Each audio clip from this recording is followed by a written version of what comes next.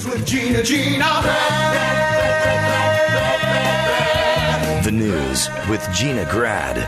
Hall of Fame receiver Cris Carter is out at Fox Sports, according to a Thursday announcement. Carter's been a panelist on Fox Sports 1's First Things First. That's a morning debate show that he co-hosted with Nick Wright and Jenna Wolfe. Hold on. Godzuki's been kicked to the curb? Mm-hmm. And how? A career that's been just doused in genius. My Cris Carter Godzuki is right next to Bahayman. It's on your Mount Rushmore. Pinpoint. What I want on my gravestone. Like my kids, in terms of when they when they think about their dad, they have to think about the man who coined the phrase Bahayman and who compared Cris Carter to Godzuki. And also, I want to say this. It's very hard to compare a man of color to any animal. It's almost verboten. To get in this society we've built, Godzuki lives in our imagination. Mythical. A creature, yeah. That's right. Yeah.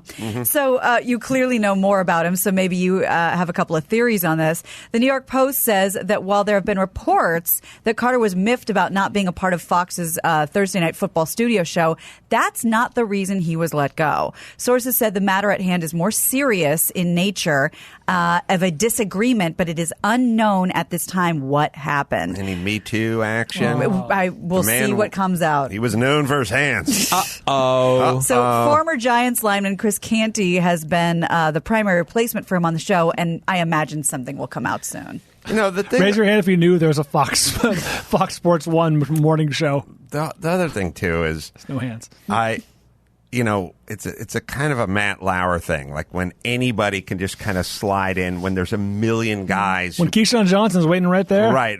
The million guys who played in the game who would love a job to take and take whatever. I mean, it's kind of that world. You really have to, in a way, like sort of radio's kind of that way. Like they can't just go, get rid of Howard Stern, just get some other guy to do that job. You have to sort of make yourself into that person where they can't just go, let's get Boomer and the Nudge in here and they'll just take over. Like you have to do that. And I've just been finding more and more businesses are not only willing to get rid of everybody, but I think they're starting to learn a lesson. Like, we got rid of Billy Bush and nothing happened. Like, they'll look for any excuse to shed, $10 million in salary. They got Megyn Kelly. I heard, like Megyn Kelly, Matt Lauer. They got rid of Matt Lauer, and I think the ratings went up a little bit, and they just saved themselves. They saved themselves $28 million because they pay the next person $2 million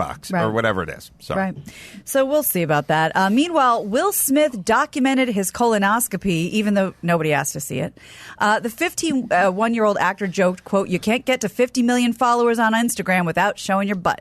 So here I am getting a colonoscopy." About Will Smith. Being in 127 movies isn't enough. We have to film you in the trailer now. Like, have to see you at craft service. Yeah. Like, you're never not.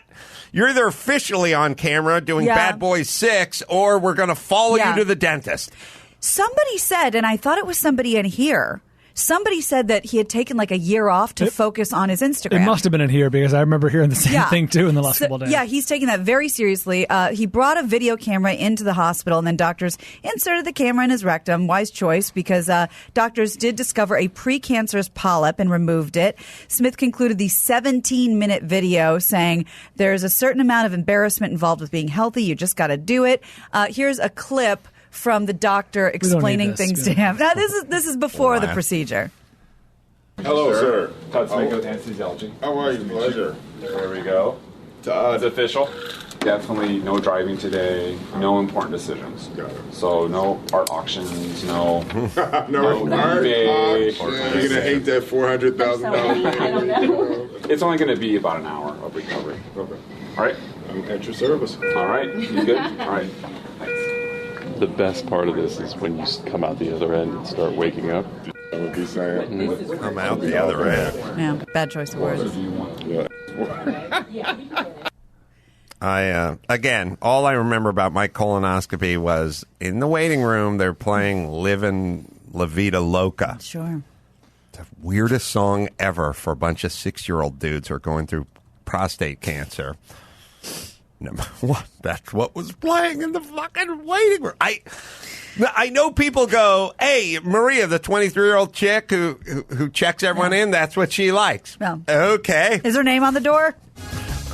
I like Graham Parker. I just wouldn't pump it into the waiting room. Like it's not appropriate. No. Like she chose the station. I know.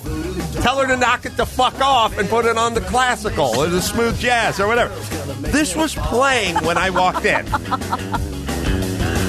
This was playing at the Pasadena Colonoscopy Center with the average age of the fucking males in there at 63 and a half. This is what was playing as they were all sort of contemplating.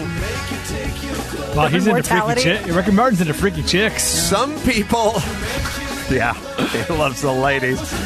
They're all right. Some of the guys are in there for a checkup and they're a little nervous. Other guys are going through it. Right. They're seeing if they're going to be claimed by cancer or not. And this is the song. This is the song. Life is crazy. You go, okay, she picked it. Okay, where's your supervisor? Does he enter the room ever and go, hey, Sprout, knock it off? Yeah. Fucking put it on the easy list. Put it on KUSC. This is anxiety-inducing. They're up the street and they play classical music. Did we get the whole song? All right. Then I walked into the... Then... They never know. And then when I was laying in bed, the chick famously said to me, you had a colonoscopy before? And I go, no, I haven't. Ooh, first rodeo. Rodeo. The most painful of all sports. No more ass trauma. Yeah. There is no sport that really just defines ass trauma like a rodeo. Like they're playing the song. Football's a tough game. Lacrosse can be physical. But in terms of just sheer anal trauma, the rodeo. Hard to beat. Yeah. Now I'm in a horrible mood going into the thing. I'm like, what's going on? Why do you do this? My problem is I want to tell everyone what to fucking do with their business. No rodeo talk for the nurses. Find fucking Kenny G for the fucking old folk waiting to die out there. No talk of the annals of history. That's right.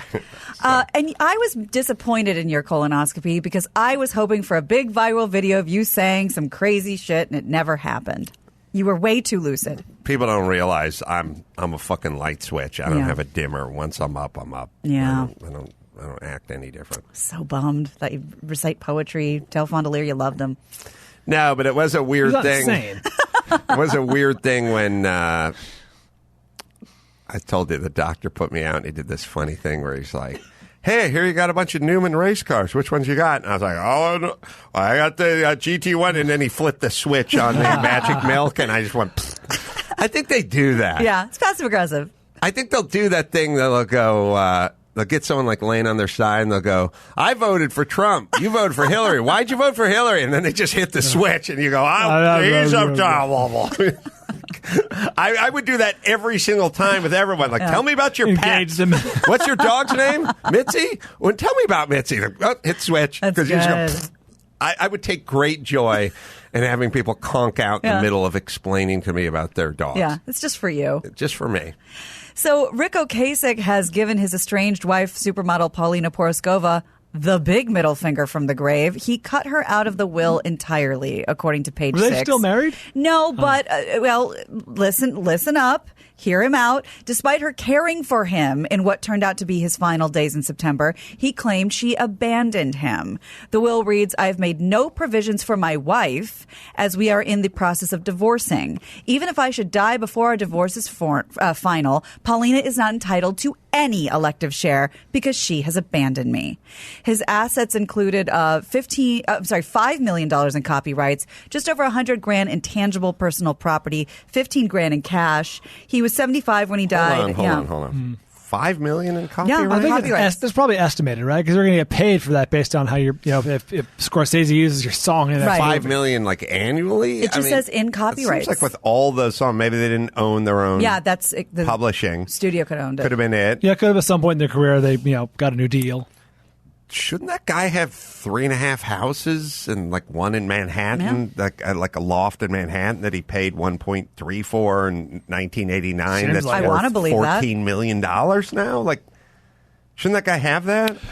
Did he have a prolonged illness? Because medical bills can cut into that. He could have paid a few $1 million in medical bills. You know what I mean? I don't know. I don't know what he died I think of. he had an illness. Why does his life seem sort of sad to me? Like I never saw him anywhere. I never saw him living his Vida Loca. Yeah. He didn't live super loca. All right. So, and again, remember the Anderson Cooper story? There was a lot of back and forth and a lot of corrections. Yes. So maybe that'll come out as well.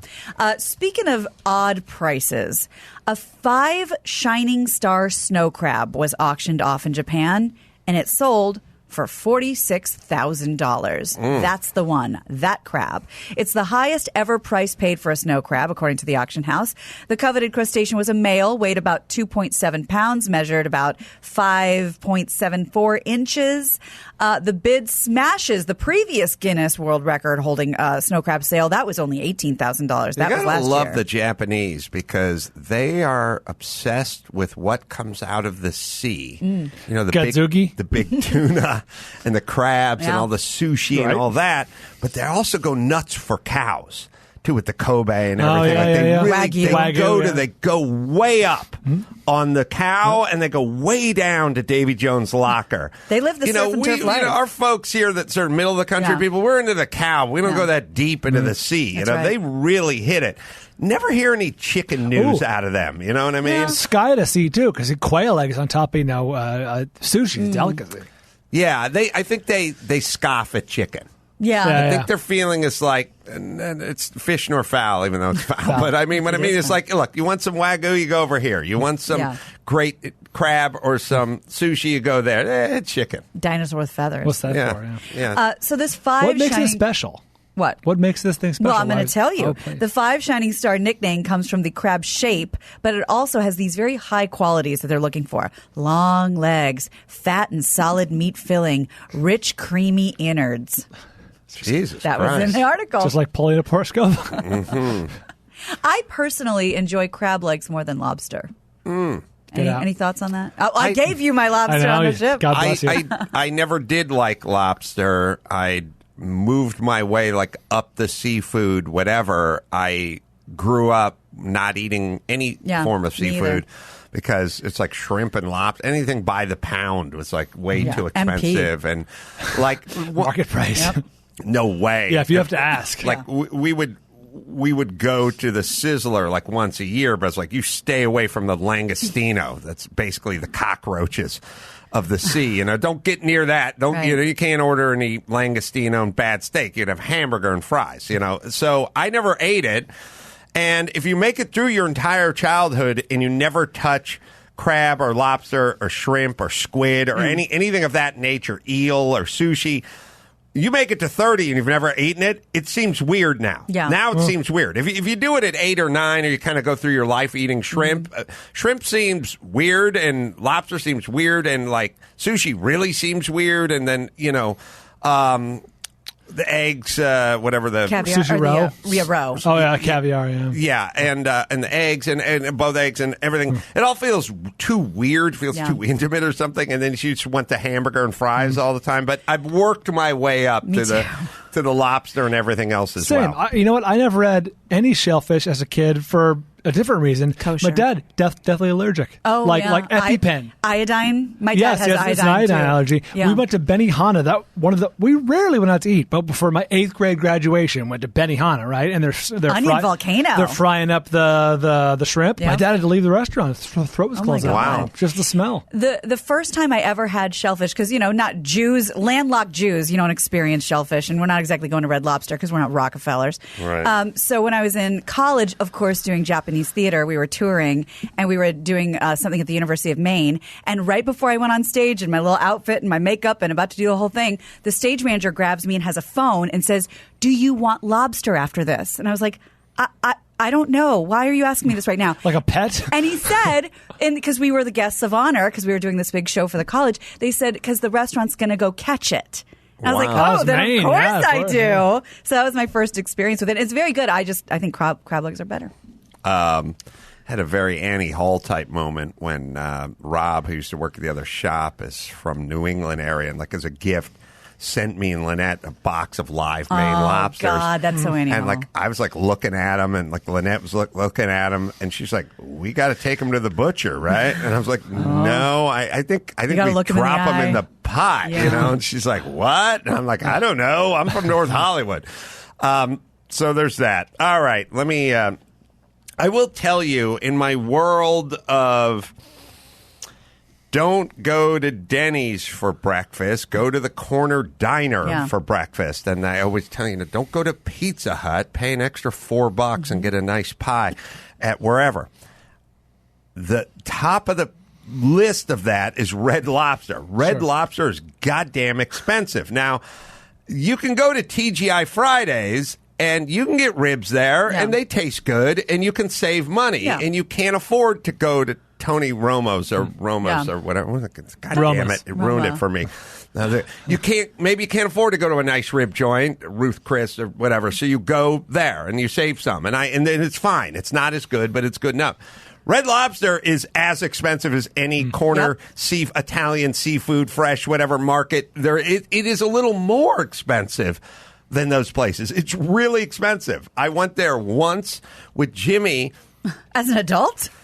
Yes, we went there because we were writing a movie with Ivan Reitman, and in the characters were going to a Red Lobster, and they have things on the menu like lobster Rita, which sounds like the worst margarita idea ever. It's just strawberry, whatever, but they call it lobster. Anyway, it's all themed. And so we went there. It was super. We went as adults, and it was really expensive. And of course, Jimmy loves seafood, and that's not fantastic seafood. Right. And it was like, why would you? Yeah. I don't get. For the same price. Go to the seafood place. Great point. Well, Italy is requiring parents of young children to equip car seats with alarm devices so kids aren't forgotten in the back seat anymore. A transport ministry decree went into effect on Thursday in a bid to prevent deaths like there was a toddler in Sicily 2 months ago. The father forgot to drop him off at daycare. He left him in the hot car. He died. The device, it emits an audio and visual signal that can be perceived both inside and outside the car, and it's triggered if the child is in the car seat and left behind. The requirement applies to kids that are younger than 4, and violators will be fined up to $360. They'll lose points on their driver's license. Is this what society has come to? It's weird when Italy's become a big fucking soft pussy shitty country. They're enacting rules. Well, go back to fucking womanizing and driving Ferraris, would you? That's what we love you for. And forgetting kids in cars. The thing is this. You forget your kid in a car. At some point, you're going to forget to feed the kid, or you're going to forget to get a new battery for the smoke alarm in your apartment. That kid ain't going to see his 15th birthday if you're that parent, the parent who forgets their kid. Hey, I don't like to blame kids, but how about sounding off yourself when the kid's getting out of the car? You got an alarm. It's called a kid. It's called a kid. Use your mouth. Yeah. Remember that famous Oprah episode with the woman? We're putting her on because she could be any of you. And she was just regular mom, and she was doing her errands, and she left her kid in the car and went to work, and the kid died. And this was a big Oprah episode. Don't shame her. It could have been you. I don't know. Now, rollover mom, I kind of like. There was a rollover mom. There was a rollover mom that did it times 2. What? Yeah. I think it happened twice to her. Which now, she's the mom version of the husband who's like, well, my first wife drowned in the bathtub, and then second wife, well, she drowned, not in the same tub, but it's a different tub. Body water. But she died in the bathtub, too. And I'm like, seems like a coincidence. Maybe. Stretch. Hey, why don't we get wife died in the bathtub, dad, because they're single, and then roll over mom times 2, and we'll make a perfect killing couple. Like, maybe you can kill her in the tub before she rolls over on your kid. Efficiency. Yeah. There was a rollover mom. Times 2? I swear I heard it on 20/20 or 48 Hours. If this could happen in this bed, it could happen in any bed. Twice. A father's nightmare. The mother rolled over. Yeah, I think she did it with 2 kids. Well, oh my God. If you think about it, if you're a big gal and you have like sleep apnea, and you're that, and you have the little infant, and you tend to put them next to you. It's some people don't wake up through earthquakes and everything. Tessa sleeps between us sometimes. She'll sneak into bed or whatever, crawl into her bed, and she sleeps like an H with her feet on my neck, which is delightful. And last night she was up. I think she threw up 8 times last night. Oh, baby. Yeah, it was Christy, not a good night. Did not sleep very much. And at one point, I was like, I want to sleep in your bed. Like, no, you will not be sleeping in our bed. Yeah, I saw Christy send a tweet out looking for advice. It's tough when they yak. Is there anything on rollover mom times 2? Or some weird distant memory I'm having? I'm seeing a video of an infant ran over by a car twice and only suffered minor bruises. Oh, sorry, Max. It's a tank. No, we're talking about mom roll. Yeah, no, I just typed like rollover woman, and these are just like the stories that are coming. Nothing to do with a car. Okay, that's what. That's, in her sleep. In her sleep. Infant in the bed next to her. It's in the bed. You don't need video of it. Please no. But it's just a story about a mom, Max Bad in bed, like rolled over on her kid. The bed. The bed. Yeah, the bed doesn't roll over. Right. Not the truck bed. Oh, okay. Thanks, The kid wasn't belted in. Yeah, just mom rolls over in the sleep. All right, Gina? Yes. So we had a little bit of little Batman talk, and maybe we'll bring it home with this. The Batmobile just got even crazier. An Illinois man recreated the iconic car from scratch, complete with a Boeing jet engine, according to the New York Post. I'll show you in a second. Chicago's Brian Hendler has been building cars with his father since he was a kid, but the freelance automakers took things to the next level. They kind of MacGyvered a bat-themed car out of their own parts. Here's a clip of him explaining what he did to the car, because he's way better at it than I am. So tell me how this started, like putting this. Well, that's the Michael Keaton back then. My father and I have been building cars. Yeah, they don't know Brian with a Y. Say that right now. A-body, any Y, that's high territory. And Craftsman. Buick Skylark, and cut it, chopped it, and then built an entire frame underneath it. Stores the drivetrain. We got a 702 V12 in the front. We have a Boeing 502 jet engine in the back. I love. This is why the terrorists hate us. Where do you even go to get a jet engine? You can't just go down to like the auto parts place, right? Just go to eBay, and click buy it now. Get the wife's permission. That's a Brian and I talking. By the way, wife first. That's not all. If that wasn't crazy enough, this 5,000-pound car apparently can also pick itself up and rotate 360 degrees. And to make it swivel, Hendler claims he has to install a slewing ring from an excavator, as well as balance out the top-heavy car weight because the distribution. excavators turn around 360. Right. Yeah. So this car, and they can't call it the Batmobile officially, they call it the big black car, but he wants to use it to park outside charity events and raise money somehow, but he made that. It's pretty crazy. I'll tell you this. There is a market now for recreations of Ferraris, famous Ferraris, and things like that, and things that have been custom built, this and that. If you build them right, they're worth several $100,000. People will pay for it. Number one. Number two, it's interesting, as I've always kind of said, is, more safe spaces there are, the more octagons are being built. The more dudes are like, I can't screw in a light bulb and I don't even know how to drive a stick. There's a whole new group of dudes just going fucking batshit crazy with fabrication, batshit to the batshit. that are stepping up their game like big time in woodworking and mechanical stuff and fabrication. Like, there is a group of guys. Everyone used to kind of live in the middle. Like, everyone, everybody could tinker around with their car. Like, in the 50s, guys. Do the basics. Guys could change the air filter and the spark plugs and change the tire. And some of the guys were a little more advanced and some guys were a little aware. But everyone is, the majority of the guys were sort of around the middle somewhere. Right.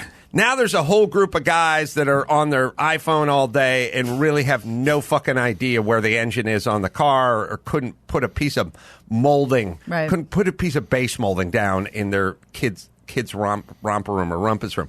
And then there's a whole nother group, which is like, I fucking built the Batmobile from scratch with a jet engine in it. Like, I think I think the world is just becoming this. Polarizing. It's going hard. Either way. That way. I mean, there's harder the other way. But politically, it's going on. It's just, we're just going hard the other direction. All right, Gina, let's bring it home. You got it. I'm GinaGrad, and that's the news. You can't get to 50 million followers on Instagram without showing your butt. That was the news with GinaGrad.